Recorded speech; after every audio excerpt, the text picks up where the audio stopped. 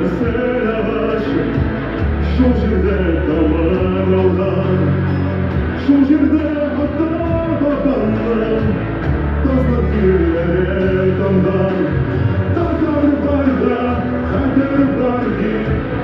Ömerlikten mesele bir gel yapaz düşmanla üstünen güneşire Sana yollara kim Gözlerin gülümde Gözlerin yüzüğün milletin Kıyılar hep gözlerinde Odalarında havada Millet gönderilen bile Şırıktan olsalarda Üstüne de bakmadan Yuvalar o senin kaderle Milatlar değil doğru beşer Hemen kıyar sonuçun bile sarılan günlerde Sarılmaz emir yalnız bugün Milatlar değil doğru beşer Yuvalarla uyanışı